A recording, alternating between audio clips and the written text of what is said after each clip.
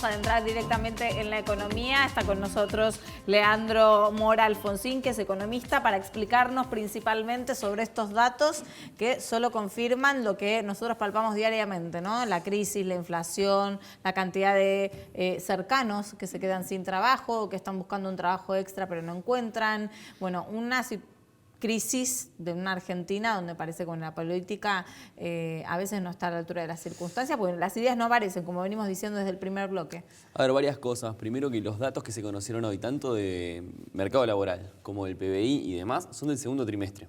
Es decir, por más que en el minuto a minuto, esto siempre que decimos de hoy la economía argentina va a 3 velocidades, el minuto a minuto psicótico, que el dólar, que los vencimientos pasado mañana y demás, la cuestión de sostenibilidad y de la deuda en el mediano plazo y la economía real. Bueno, los datos de la economía real siempre tardan un poquito en llegar. Tenés algunos que son inmediatos, pero estos son del segundo trimestre. Es decir, antes del dólar a 60, antes de este rebrote de la crisis, tenías un mercado laboral con desocupación creciendo muy fuertemente, 10,6%, un punto respecto del mismo periodo del año 2018, sí.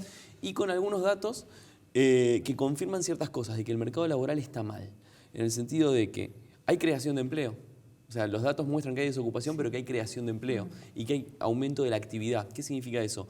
Más gente que estaba en la casa sale a buscar trabajo. ¿Por qué? Porque capaz que claro, no una familia, una pareja, uno de los dos no le alcanza el sueldo, tiene que salir a trabajar otro. Empezás a ver cómo los ingresos reales le están afectando a la gente, y en función de eso aumenta la demanda de empleo.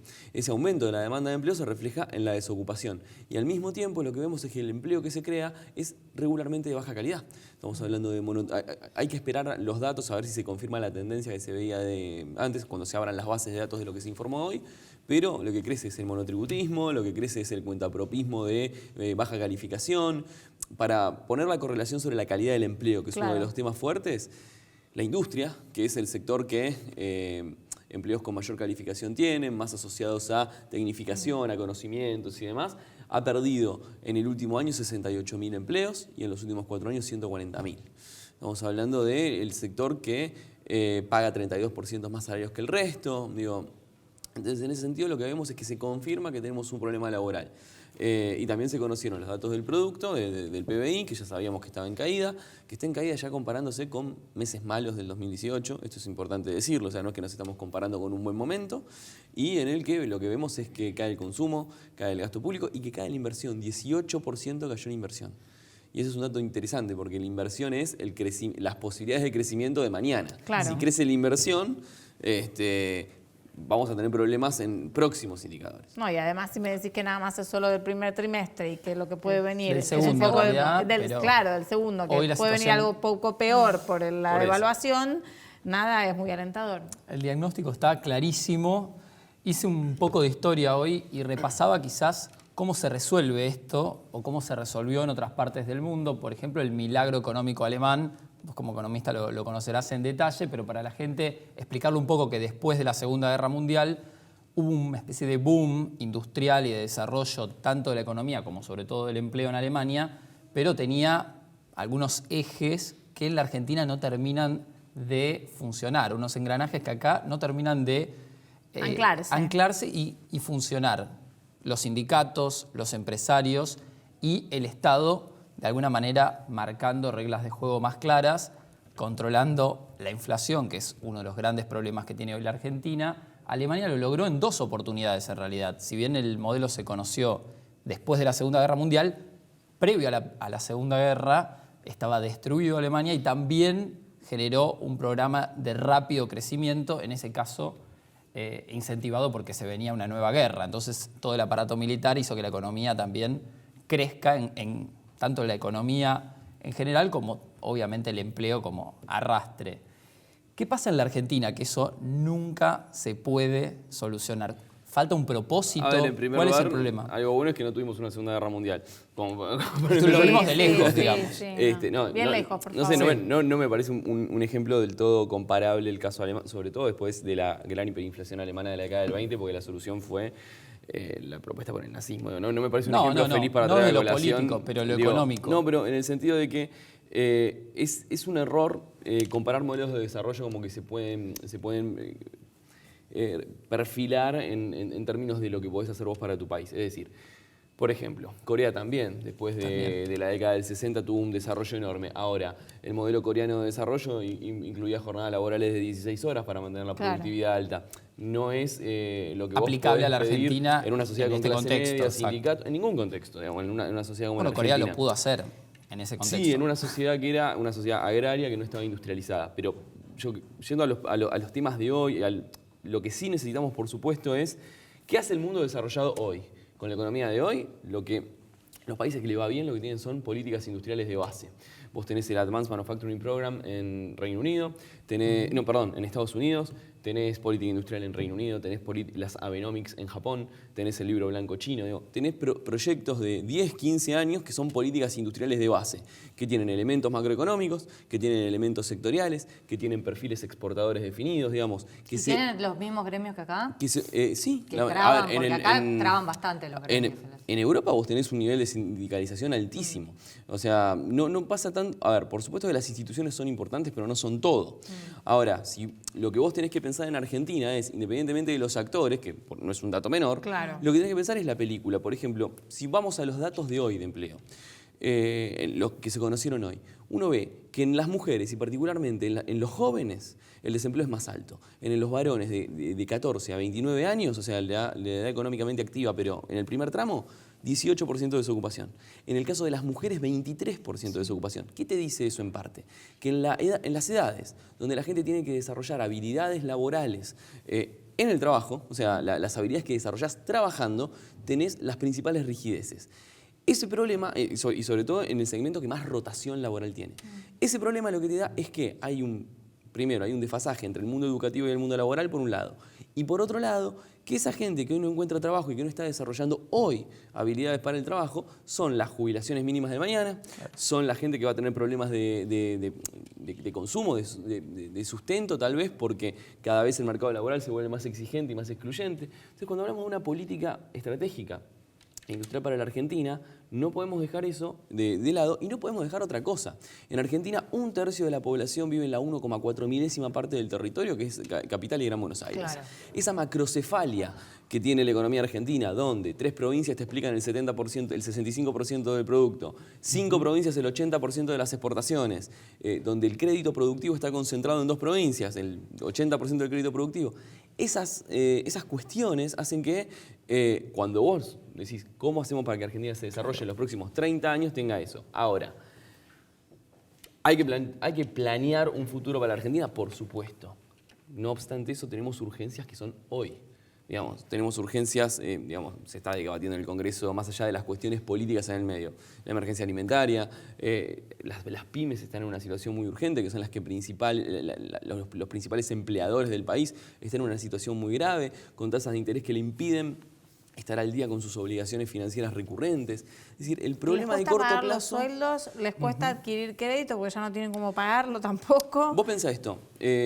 Primero, saquemos mitos, desarmemos mitos. Uno es sobre la inversión, que la inversión la trae el entorno. El entorno ayuda, pero la inversión te la trae la rentabilidad. Si yo fabrico copas como esta, Muy bien, si yo fabrico copas como esta, tengo que saber que vos me vas a comprar copas. Si no, no voy a comprar una máquina o contratarlo a él para que me ayude a fabricarlas. Absolutamente. Entonces, la inversión te la da la rentabilidad. La tasa de interés que hoy está en el 86% y que puede estar más alta en función de lo que es la estabilización del mercado, y la urgencia principal hoy es las señales y la estabilización del mercado, impide no que una empresa invierta, sino que si yo fabrico estos vasos, vendí 1000 vasos y me dan un cheque a 90 días, si yo voy al banco porque necesito el dinero hoy, para pagarle el sueldo a él hoy, para pagar la luz hoy o para ponerme al día con un proveedor, de ese cheque me van a descontar, me van a hacer una tasa de descuento del Hoy, 90 y pico% anual.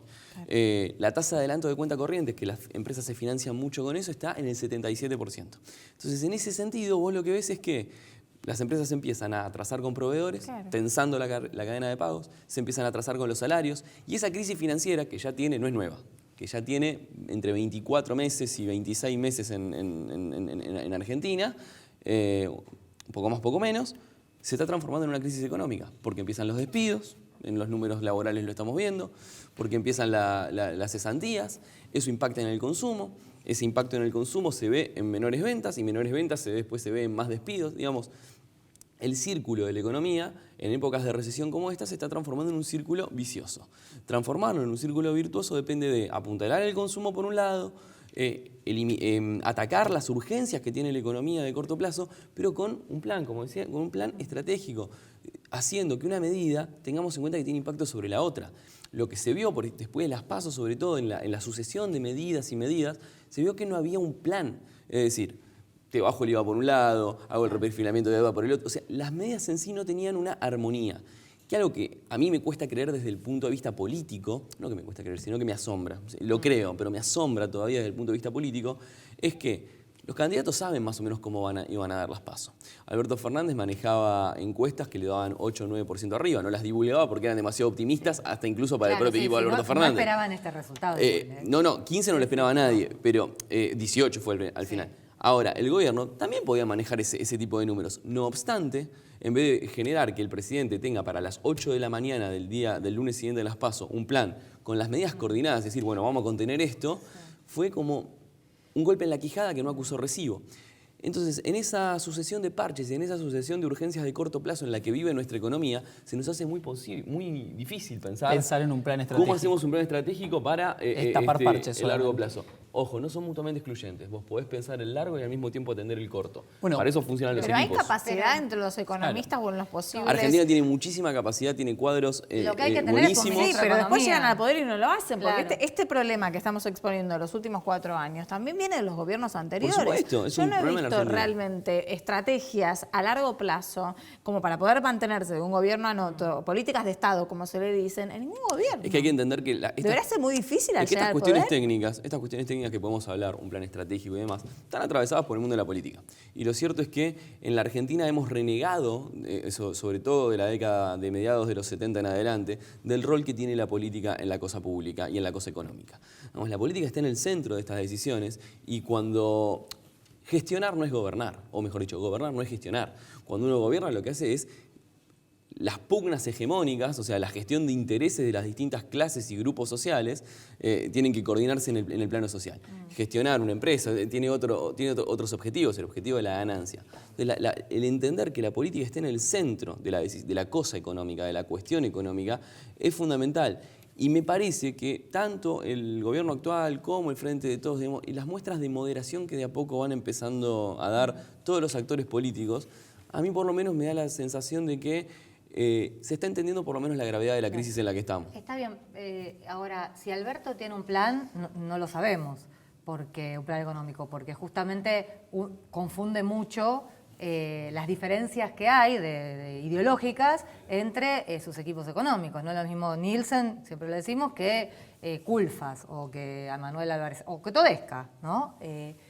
Entonces, ¿qué debería hacer un candidato? ¿Presentar su plan económico? ¿Empezar por ahí? ¿Decir yo tengo este plan económico? Dadas las circunstancias de cómo está hoy con el detalle de las PASO en el medio, a mí me parece que, digamos, cuando el candidato Fernández habla, se lo señala desde el oficialismo como que va a desestabilizar a los mercados. Con lo cual, si da muchas señales, desestabiliza. Si da pocas señales, no está dando información. Yo creo que esas cuestiones hay que ir comunicándolas en la medida que hay certezas. Y hoy por hoy es simplemente un candidato. Y en la plataforma y en las ideas, cuando te dicen no se va a defoltear, se tiene que poner la creación de empleo y la generación de consumo en el centro, digamos, eso es lo que en una campaña es el cambio de las prioridades. También lo hace el propio gobierno cuando dice que en función de que las crisis que estamos pasando forman parte de la base para un crecimiento sostenible. Después uno puede estar ideológicamente de acuerdo o en desacuerdo con esa sentencia, pero es el mensaje que baja el gobierno.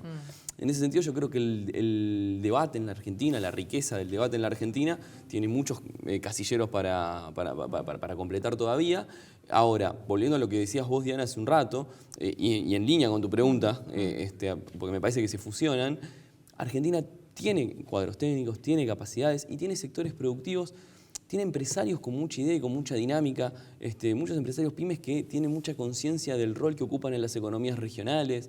El tema es que la política contenga esas demandas y necesidades, porque es un juego de suma cero, lo que vos sacás de un lado lo pones en el otro. Claro. Entonces, estos años de grieta en los que nos preocupamos por... no por los problemas, sino por la posición que adoptamos sobre los problemas. Tanto discutimos de nosotros mismos que nos olvidamos que tenemos problemas. Claro, o sea, la grieta sirve para ganar elecciones, pero no sirve para gobernar y quedó demostrado. Queda demostrado. Como cierre, volviendo quizás al inicio y pensando en el empleo justamente, ¿es necesario, gane quien gane, una reforma en todo lo que es el sistema laboral en la Argentina, crees, para justamente fomentar que el 40% de la economía en negro ingrese y estas 2 millones de personas que hoy están buscando trabajo lo consigan? Es uno de los tantos incentivos. Si vos querés mitigar la informalidad, que hoy en la Argentina está en el 34,5%, según los datos que se conocieron hoy, por supuesto que no solamente depende de una reforma laboral, depende de una multiplicidad de factores que tienen que ver con los incentivos que vos pones a la legalidad. Eso es por distintos sectores. Ahora, dentro de lo que son las reformas, después podemos discutir qué reforma. Una reforma como la brasilera no nos sirve. Una reforma que vaya sobre derechos no nos sirve. Ahora, en Argentina tenemos convenios colectivos que son del año 74. Claro. En sectores productivos donde cambió la tecnología, cambió las modalidades de contratación, cambiaron las lógicas de trabajo. Y en ese sentido, por no hacer cambios, también estamos privando de derechos a trabajadores que se están incorporando en nuevas metodologías de trabajo, ya sea los trabajadores de plataforma o aquellos trabajadores que tienen un alto nivel de calificación y están en el sector servicios, pero que tienen distintas formas de contratación y que muchas veces, en función de que no hay regulación sobre eso, están sobreexplotados. Entonces, ¿hay que discutir una reforma laboral? Seguro. ¿Qué tipo de reforma laboral? No se discute en 3 meses, como se pretendió hacer en el 2017. Es una discusión que tienen que dar Estado, sindicatos y sector empresario. Es tripartito, como lo sugiere la OIT. Y sin parches. Muchas gracias, Muchísimas Leandro, por gracias a estar acá con nosotros y darnos un panorama económico. Vamos a hacer un corte, enseguida regresamos. Llega el momento ladino. A hoy nos toca la noche.